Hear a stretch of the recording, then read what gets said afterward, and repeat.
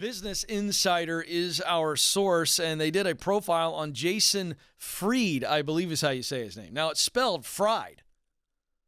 So I went ahead and changed that. I should have done some research, but it's spelled Fried. But I know if that's how my name was spelled, I'd change it to Fried. So I don't know if it's Fried or Fried. Does anybody know in there? Nobody knows. All right. So he's the CEO of a software company.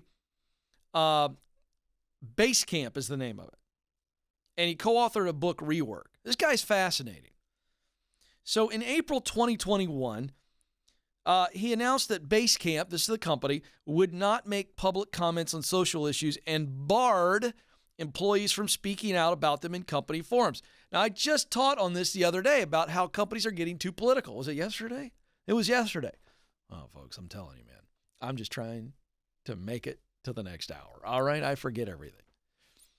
So I was talking about how companies are getting too political. Their staff is too political. And then CEOs are feeling like they've got to respond to this stuff. And they're not focused on profits. Well, this guy gets it.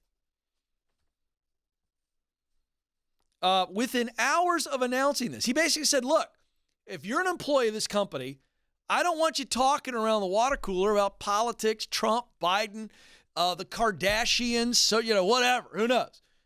So let's not talk about it. We're going to talk about work, real life stuff. So, of course, watch what happens.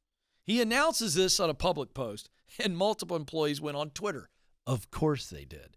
Twitter is the land of the snowflakes, the easily offended, and courageous keyboard warriors.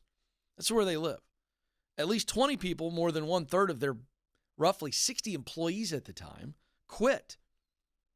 They said, we're going to take the severance packages. Now, this is what's great about this dude. This guy says, look, we're not going to talk about this stuff. We're not going to talk about politics and social issues like abortion or gay marriage. You take anything that's like a hot button. He's like, look, we're not going to talk about it because it's divisive. Some of you people just got offended when I said the words. I didn't even tell you what I believe about them. I just said them, and you're like, I'm offended. This stuff is nuclear, man. And he knows it, and he's right. And so he said, it doesn't matter what you believe on those issues. We're here to work and focus on this solution. And so he said, if you don't like these rules, I understand. We'll give you a nice severance. That's leadership, by the way. That's a leader who's going, it's not my way or the highway. It's, hey, here's how we're going to do work. And I get it if you don't like it. And I'm going to honor your convictions and your beliefs. And I'm going to give you a nice severance. That's leadership. So anyway, they lose 1/3 of their employee group. 1/3 leave over this deal. But he goes ahead with it. Now, he got hammered on social media. Of course he did. All the snowflakes are brave behind a keyboard. And business consultants who specialize in diversity and equity and inclusion, they issued harsh words as well, like these idiots. They don't even know how to run a company. They're consultants. Despite growing research and CEO commentary on the importance of all this stuff, he just disagreed. Said, we're not going to do it.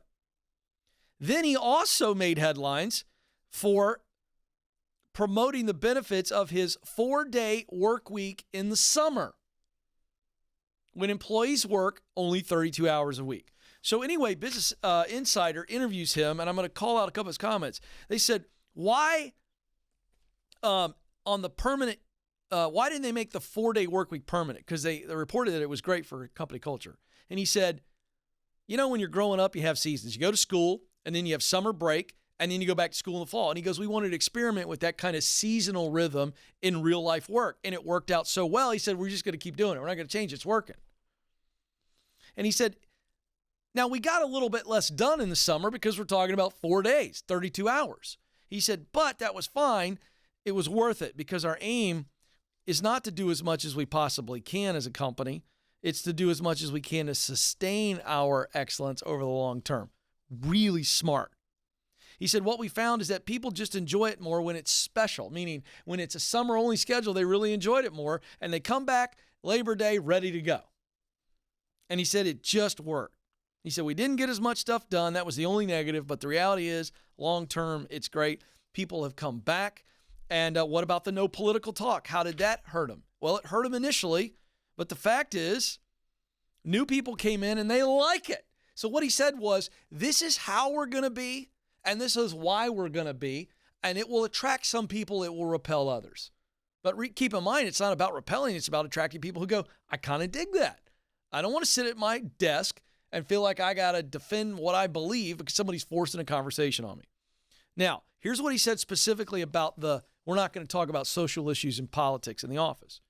He said, I can appreciate why some people don't feel like it's not where they want to be, but we also had a lot of people who stayed. He said, people don't want to get into debates. They just want to focus on work. So this is a place where you can do that. We don't take positions on things politically as a company unless they directly affect us and our ability to do business. So what he said was, this is who we are, why we are. If you don't like it, cool. We're going to treat you with respect. Move on.